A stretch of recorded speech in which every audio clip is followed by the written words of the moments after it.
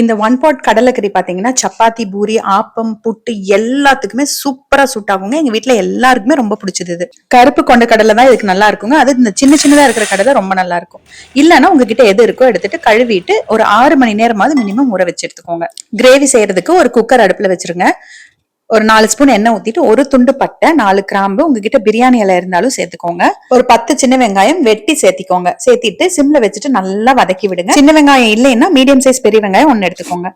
ஒரு துண்டு இஞ்சி, ஒரு 6 பெரிய பல் பூண்டு எடுத்திருக்கேன். சின்னதா இருந்தா அதிகமா எடுத்துக்கோங்க. பெரிய தக்காளி 1 எடுத்திருக்கேன். சின்னதா இருந்தா நீங்க 2 எடுத்துக்கோங்க. இது எல்லாம் நம்ம மிக்சியில நைஸா அரைச்சு எடுத்துக்கணும். அதுக்குள்ள இங்க வெங்காயமும் நல்லா வதங்கிருச்சு பாருங்க. அது கூட இந்த இஞ்சி பூண்டு தக்காளி பேஸ்ட் இது கூட ஆட் பண்ணிக்கலாம். மிக்சி ஜார்ல கொஞ்சமா தண்ணி ஊத்தி கலந்து சேர்த்துட்டு சிம்ல வச்சு இந்த தக்காளி பேஸ்ட் நல்லா எண்ணெய் பிரிஞ்சு வர்ற வரைக்கும் வதக்கி விடணும். உங்ககிட்ட இஞ்சி பூண்டு பேஸ்ட் இருந்ததுன்னா அதை சேர்த்துட்டு தக்காளியை மட்டும் அரைச்சு எடுத்துக்கோங்க.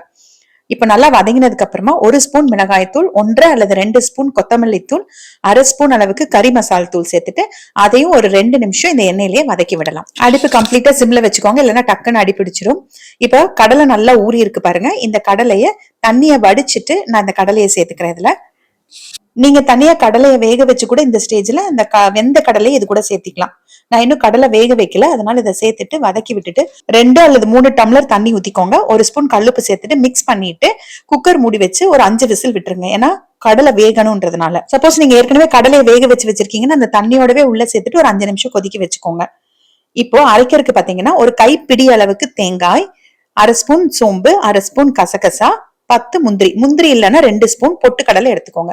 அதை நல்லா நைஸா அரைச்சு எடுத்து வச்சுக்கலாம். ப்ரெஷர் இறங்கினதுக்கு அப்புறமா குக்கர் ஓபன் பண்ணிட்டு பாத்துக்கோங்க கடலை வெந்திருக்கா அப்படின்ட்டு.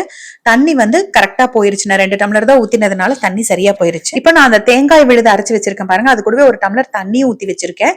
அதை இதோட சேர்த்துக்கிறேன். நீங்க தண்ணி இன்னும் கொஞ்சம் வேணும்னா சேர்த்துக்கோங்க. கிரேவி உங்களுக்கு எந்த கன்சிஸ்டன்சில வேணுமோ அந்த கன்சிஸ்டன்சி அளவா நீங்க தண்ணி சேர்த்திக்கோங்க. ஏன்னா தேங்காய் ஊத்தி நம்ம ரொம்ப நேரம் கொதிக்க வைக்க போறது கிடையாது.